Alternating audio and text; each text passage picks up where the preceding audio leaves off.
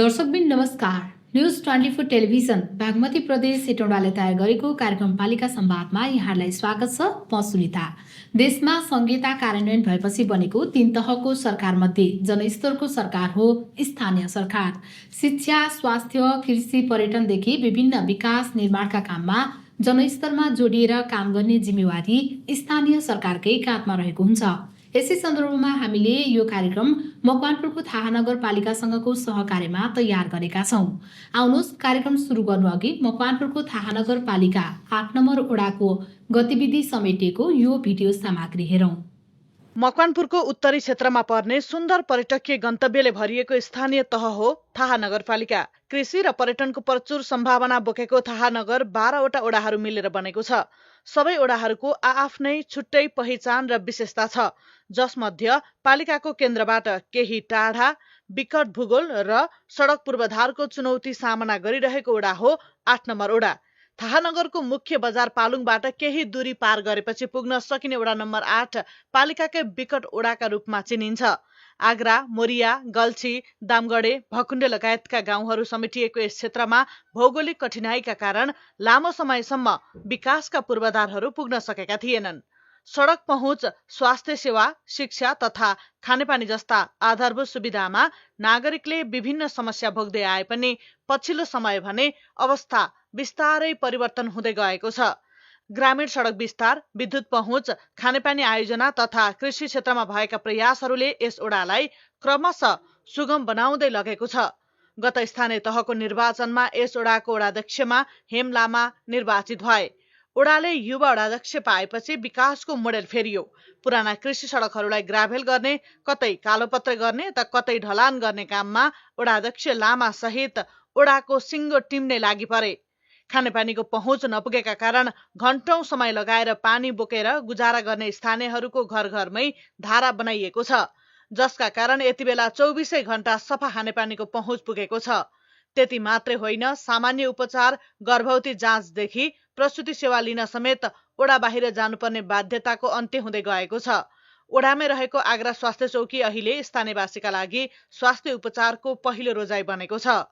विशेष गरी कृषि पेसामा आबद्ध यहाँका स्थानीयहरूको लागि मल बिउदेखि सिंचाइ सुविधासम्मको व्यवस्थापनमा ओडाका जनप्रतिनिधिहरू तल्लिन्छन्, जसका लागि सिंचाइ पोखरी निर्माणदेखि कृषि र पशु प्राविधिकहरूले ओडाबाटै सेवा प्रदान गर्दै आएका छन्। सामुदायिक विद्यालयहरूको भौतिक पूर्वाधार सुधार, विद्यार्थीको नियमित पढाउने अभियान तथा गुणस्तरीय शिक्षाका लागि आवश्यक वातावरण निर्माणमा स्थानीय सरकार र विद्यालय व्यवस्थापन सक्रिय देखिएका छन्।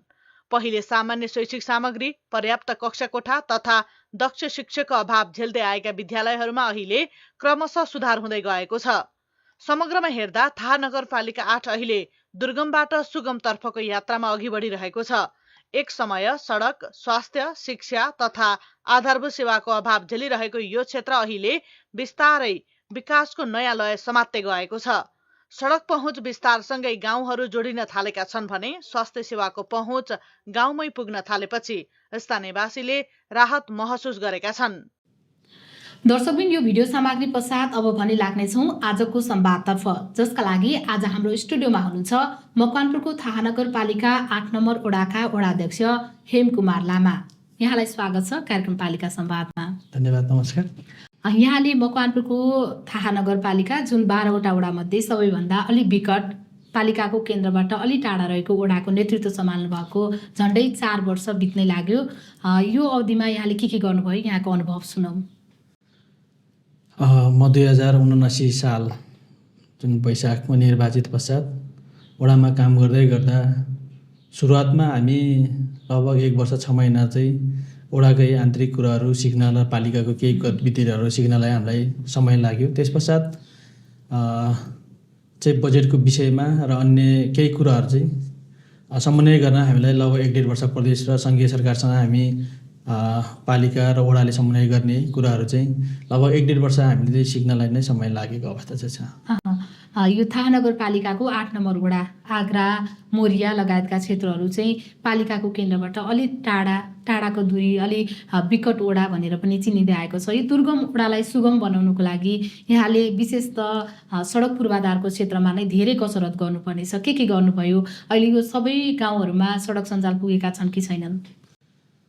हामी सुरुवातमा चुनावमा पनि निर्वाचनमा भोट माग्दै गर्दा सर्वप्रथम त हामीले बाटो नै क्लियर गरौँला, बाटो बनाउँछु भनेर, र पछि शिक्षा स्वास्थ्यको अन्य कुराहरू पछि गरौँला भनेर हामीले त्यतिखेर निर्वाचनमा भोट मागे अनुरूप नै मैले सर्वप्रथम त अहिले सडकमै प्रायोरिटी दिएको छौँ विकास निर्माणको गतिविधिमा। यो सडक बन्दै गर्दा अहिले विकट वडा भए पनि अहिले सुगम वडा जतिको चाहिँ हाम्रो वडा अहिले भएको अनुभूति गर्न पाइन्छ। कतिपय मान्छेहरू त्यो फिल्डमा पुग्दै गर्दा त्यो आग्रा भन्ने ठाउँमा आउँदै गर्दा हामीले त यस्तो भन्ने सुनेको थियो, तर आग्रा त्यस्तो होइन रहेछ, आज आग्राको मोडालिटी चेन्ज भएको रहेछ भन्ने खालको गतिविधि कुराहरू सुन्न पाउँदा हामीलाई पनि खुसी लागेको छ। जब म निर्वाचित हुँदै गर्दाको बाटो र त्यो पछि भएको बाटो अहिले यो दामगढी मादिवेशी भन्ने सडक जसले चाहिँ मकवानपुरलाई छिमेकी जिल्ला धादिङसम्म जोडेको छ।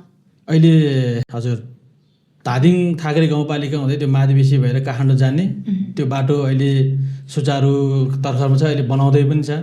यो अहिले पिचको काम भइरहेको छ। त्यो पिचको लागि हिजोको केही ऐतिहासिक कुराहरू पनि हामीले सम्झिनुपर्छ, किनभने यहाँ धेरै मान्छेको योगदान छ। हिजो जिल्ला विकासको पूर्व चाहिँ भनौँ अध्यक्ष सभापति त्यतिखेर वीरबहादुर लामा, रामेश्वर लामा लगायत व्यक्ति हुँदादेखि नै चामल बाढेर घरती खोला हुँदै यो ट्र्याक निर्माण गरेको बाटो उता पुगिसकेपछि तपाईँको यो घरती खोलाबाट बाटो तान्ने क्रममा जुन स्तरीकरणको क्रममा डाँडाबासको हाम्रो अहिले उहाँ हुनुहुन्छ काजी मानथिङ, अहिले त्यति सामाजिक राजनीतिक रूपमा अगाडि त हुनुहुन्न, तर हिजोको दिनमा उहाँको अग्रपङ्क्ति, त्यस्तै गरेर हाम्रो थाहा नगरपालिका अहिले 8 पहिला आग्राकै गौतम बुद्ध, डम्बर लामा, टिग्रामजी लगायतहरूको जुन योगदान थियो त्यो योगदानलाई हामीले अहिले निरन्तरता दिएर चाहिँ यो बाटो जुन 74 सालको निर्वाचनपछि सङ्घीय सरकार, प्रदेश सरकार र स्थानीय सरकारको समन्वयमा जुन किसिमको भूमिका खेल्नु भएको छ, त्यहाँको हिजो 74मा निर्वाचित भएका वडाध्यक्ष, पालिका प्रमुख र त्यस क्षेत्रबाट निर्वाचित मान्य मन्त्रीज्यूहरू हुनुहुन्थ्यो। अहिले त्यो बाटोलाई बजेट आइसकेपछि बिचमा केही असहज बाटो भइरहँदाखेरि अहिले चाहिँ हामीले सम्बन्धित कार्यालयसँग सहजीकरण गर्ने, साझेदारी गर्ने र त्यसमा गर्नुपर्ने समन्वयमा हामी औरात खटिरहेका छौँ र त्यो खटेको बावजुदमा पनि अहिले त्यो बाटो क्लियर हुँदाखेरि हामीलाई खुसी लागेको छ। अहिले आग्राका सबै गाउँहरूमा यो बर्खाको बेलामा पनि सवारी आवागमन गर्नको लागि चाहिँ सहज बनाउनु भएको छ यहाँले? अहिले बिल्कुलै हजुर, बाटो अहिले रोकिने अवस्था छैन। एक दुई ठाउँमा गाडी अड्किने भनेको स्वाभाविक कुरा हो, त्यो सबै ठाउँमा पनि हुन्छ। सुगम वडामा काठमाडौँ पनि अड्किरहेको हुन्छ, तर अहिले हाम्रो वडाबाट कुनै उत्पादनको कृषि सामग्रीहरू लानलाई सडकमा त्यस्तो अवरोध छैन। अहिले सडक सँगसँगै अहिले मैले यो दामगढी गल्छी भकुण्डे सडक यो कैलाश जाने उता चाहिँ किरणचोक, उता साबिकको किरणचोक, अहिले गल्छी गाउँपालिका 8 जोड्ने बाटो सरसफाइ हुँदैछ अहिले प्रदेश सरकारसँग समन्वय भएर। त्यो सँगसँगै बिकी केस भन्ने एउटा मोटर बाटो छ, त्यो पनि अहिले सम्पूर्णको बजेट काम भएर 2 किलोमिटर बाटो पिच हुँदैछ।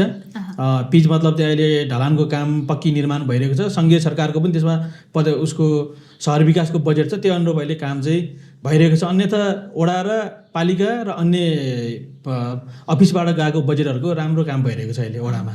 अहिले मकवानपुरको थाहा नगरपालिका भन्ने बित्तिकै बेमौसमी तरकारीको हबको रूपमा चिनिन्छ। अहिले 8 नम्बर वडामा पनि धेरै जसो व्यावसायिक तरकारी खेतीतिरै लागिसक्नु भएको किसानहरू धेरै हुनुहुन्छ। उहाँहरूलाई कृषि पेसामै टिकाउनको लागि चाहिँ यहाँले के गरिरहनु भएको छ?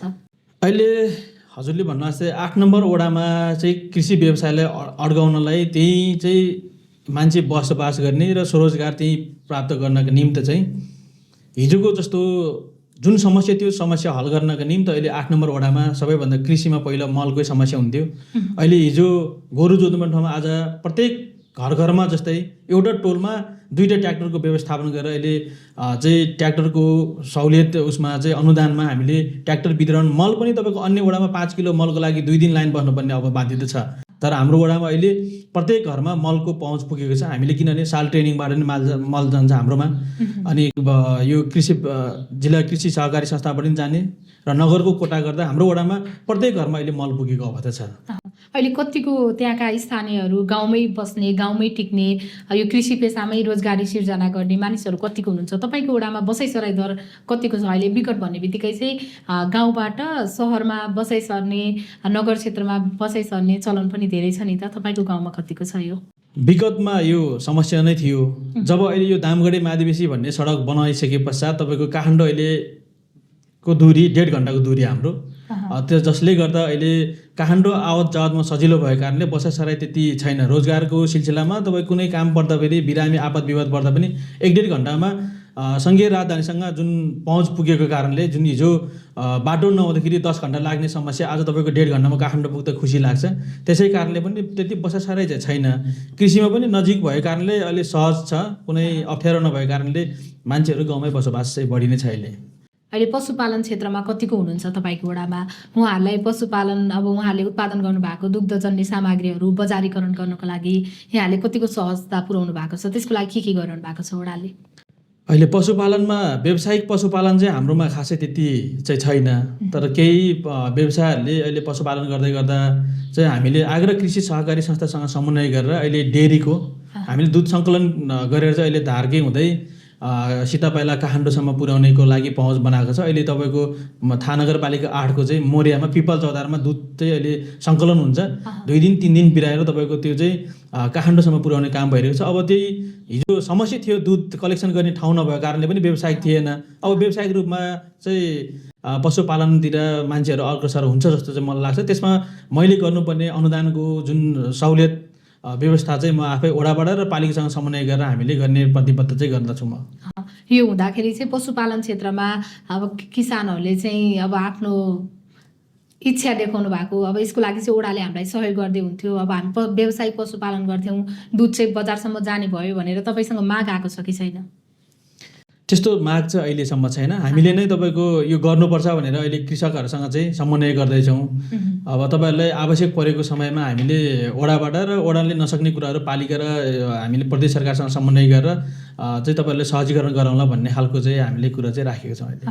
अहिले यो विकट भन्ने बित्तिकै स्वास्थ्य संस्थाहरू नभएर एकदमै समस्या भएको, उपचार गराउनको लागि चाहिँ काठमाडौँ पुग्नुपर्ने, हेटौडा आउनुपर्ने, भरतपुर जानुपर्ने समस्याहरू पनि धेरै छ। यहाँको वडामा यस्तो समस्या छ कि छैन? समस्या पहिला अलि जटिलै थियो। यो स्थानीय संरचना बन्नु अगाडि जब यो स्थानीय संरचना बने पश्चात चाहिँ 2074 सालपछि विद्यालय स्वास्थ्यको लागि चाहिँ सङ्घीय सरकारले पनि पर्याप्त बजेटको व्यवस्थापन गरेर भवनहरू बन्दै गर्दा हाम्रो पनि आग्रह स्वास्थ्य चौकीमा चोइस नेपालसँग साझेदारी गरेर त्यतिखेर 74 सालपछिको हाम्रो प्रतिनिधिहरूले जुन भवन बनाउनु भएको छ त्यो भवनमा अहिले राम्रो सेवा सुविधा पाएको छ। र त्यस पश्चात पनि हामी 79 निर्वाचित भएपछि सङ्घीय सरकारसँग समन्वय गरेर अझ तपाईँको एम्बुलेन्सको व्यवस्थापन भएपछि अहिले हाम्रो वडाको एम्बुलेन्सले थाहा नगरपालिका 7 र 8ले त यतिकै सुविधा भयो। त्यस सँगसँगै पनि हामीले छिमेकी पालिका कैलाश गाउँपालिका 5, 6 र उता 1, 2लाई समेत हाम्रो एम्बुलेन्सले टेवा पुर्याउने र बिरामीले सहज ढङ्गबाट काठमाडौँ हेटौँडा पुर्याउने अवस्था चाहिँ भएको छ अहिले। त्यो स्वास्थ्य संस्थाबाट के स्वास्थ्य सेवाहरू प्रवाह हुन्छ? त्यो एम्बुलेन्स चाहिँ स्थानीय त आफैले खरिद गरेको एम्बुलेन्स हो कि के हो? सङ्घीय सरकारसँग समन्वय गरेर सङ्घीय सरकारले हामीले नेपाल भारत सरकारबाट चाहिँ हामीलाई निःशुल्क प्रदान भएको एम्बुलेन्स। त्यसमा चाहिँ सङ्घीय सरकारको त्यतिखेरको मान्यज्यूहरूको भूमिका छ। त्यतिखेर सबैजनाको भूमिका भएर एम्बुलेन्स आएको छ। त्यो एम्बुलेन्सले अहिले चाहिँ आग्रह स्वास्थ्य चौकीबाट चाहिँ ठुलो डाक्टर त होइन, त्यहाँ एचएले गर्ने सम्मको जुन उहाँको क्षमताले सक्ने उपचार त्यही हुन्छ।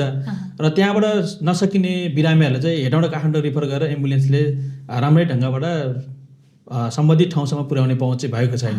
त्यहाँबाट स्वास्थ्य सेवा प्रवाह हुँदाखेरि चाहिँ स्थानीयहरूले अब पहिला एकदमै गाह्रो थियो, त्यहाँको सामान्य उपचार गराउनको लागि पनि टाढा टाढा जानु पर्थ्यो नि त। अहिले गाउँमै स्वास्थ्य सुविधा पाएपछि स्थानीयबाट चाहिँ तपाईँले कस्तो त्यहाँ उहाँहरूको कस्तो पाउनु भएको छ? उहाँलाई चाहिँ उहाँहरूले दिने प्रतिक्रिया कस्तो पाउनु भएको छ? अझै यही स्वास्थ्य संस्थामा अझै धेरै सुविधाहरू आयो भनेदेखि अझै सहज हुन्थ्यो भन्ने पनि त उहाँहरूको माग होला नि त। यस्तो आएको छ कि छैन? होइन, माग त हजुरले भन्नु चाहिँ त्यो माग आइरहेको छ। तर आउँदै गर्दा पनि राज्यको अपुग बजेटले गरेर झन् अर्थतन्त्र अहिले चाहिँ हाम्रो ऋण लिनुपर्ने अवस्था पनि छ। हामीले त सकेसम्म आग्रामा डाक्टरकै व्यवस्थापन गरेर राखौँ भन्ने हाम्रो पनि चाहना हो।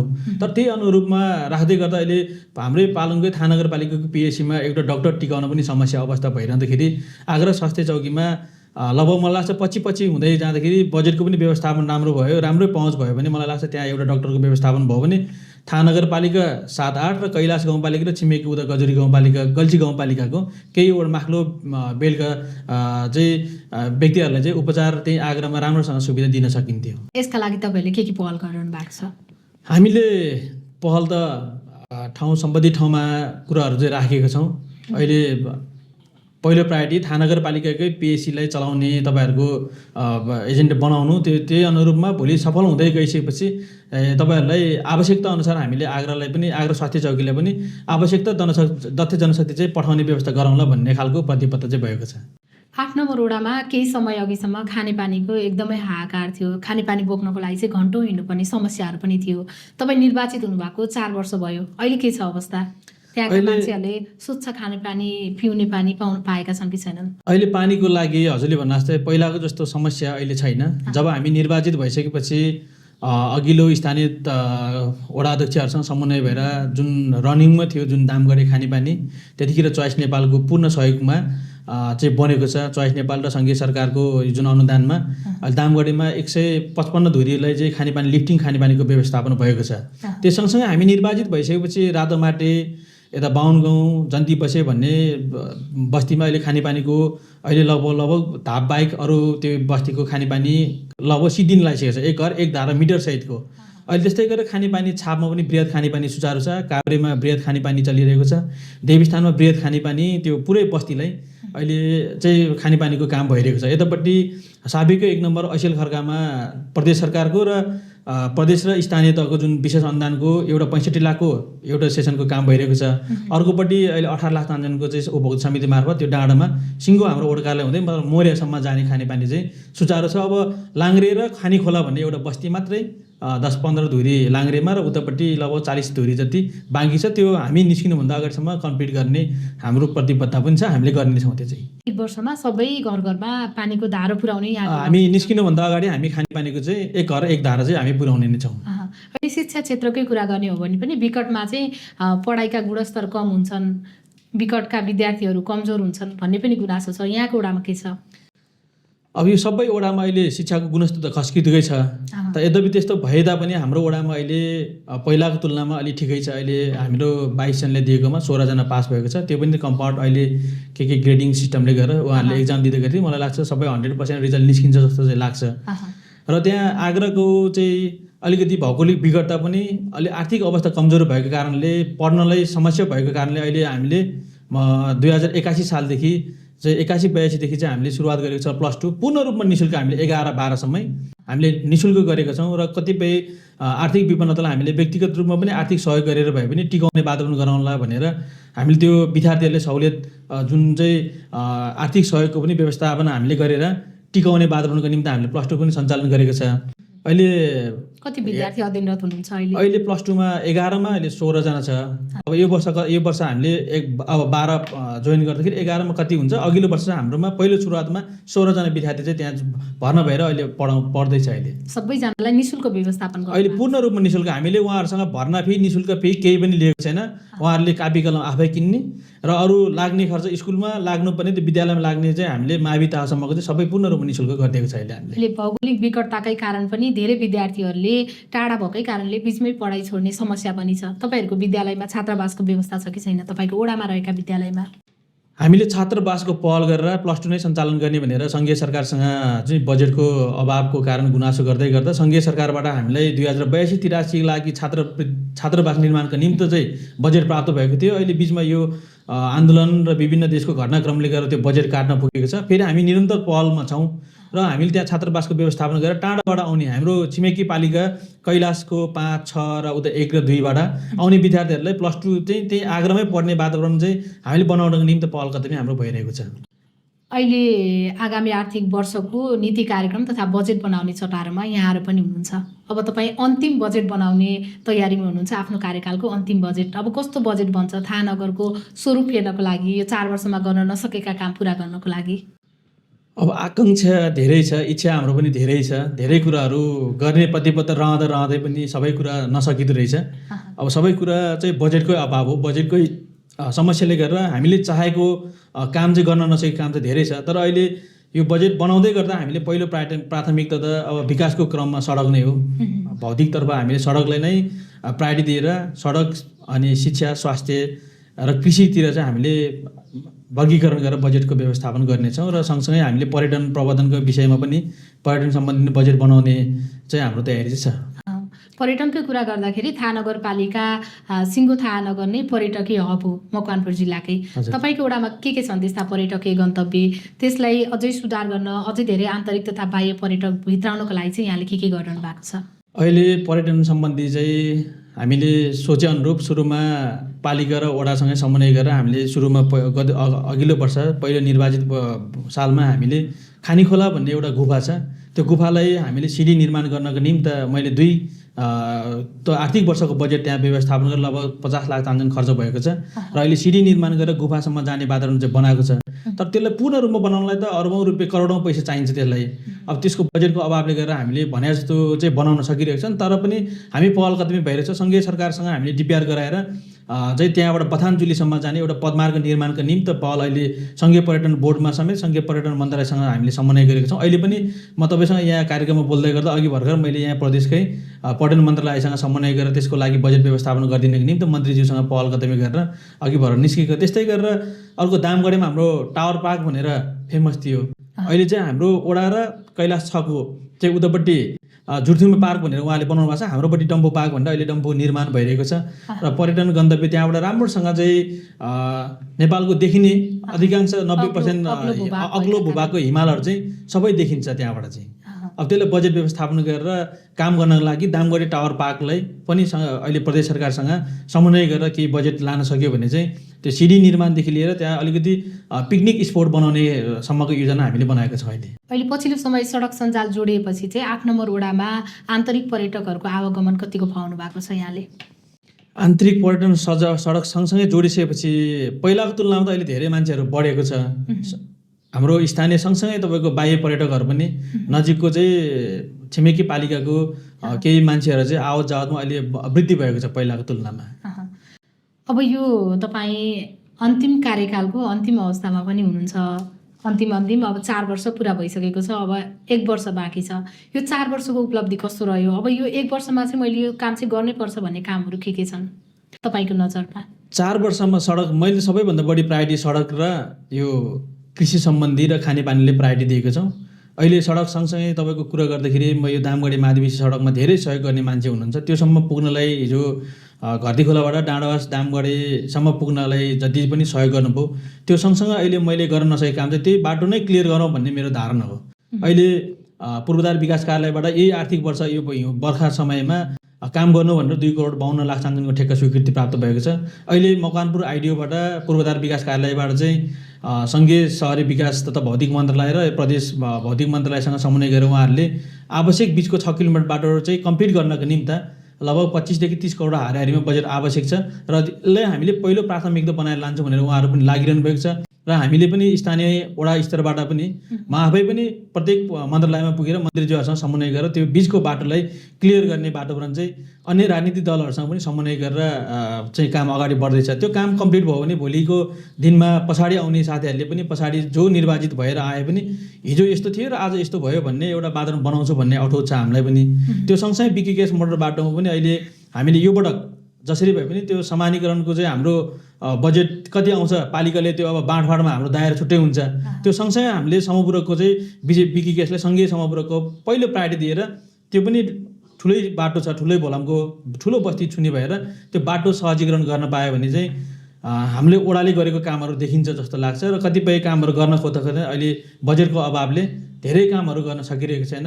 यद्यपि अब अहिलेको नयाँ सरकारले बजेटको राम्रो पहुँच चाहिँ हामीलाई पालिकामा हस्तान्तरण गर्यो भने हामीले त्यही ढङ्गले बजेट निर्माण गर्नको निम्ति चाहिँ हामीले तयारी थालेका छौँ। अहिले प्रदेश सरकार र सङ्घ सरकारले तपाईँहरूलाई कतिको प्राथमिकता दिएको छ जस्तो लाग्छ बजेट निर्माण गर्दा? यसअघिका अनुभव र आगामी के गर्दै हुन्थ्यो जस्तो लाग्छ? होइन, योभन्दा अगाडि त बजेट बाँड्दै गर्दाखेरि सङ्घको र प्रदेशको दुइटै पहुँचको आधारमा र नातावाद कृपावाद हेरेर बजेट वितरण गरेको जस्तो लाग्छ हामीलाई पनि। अब त्यसमा कतिपय हाम्रो पनि लागेको ठाउँमा हामीले पनि त्यही ढङ्गले बजेट पुगेको छौँ हाम्रो वडामा, कतिपय हामीले चाहेको अनुरूपको बजेट प्राप्त हुन सकिरहेको छैन।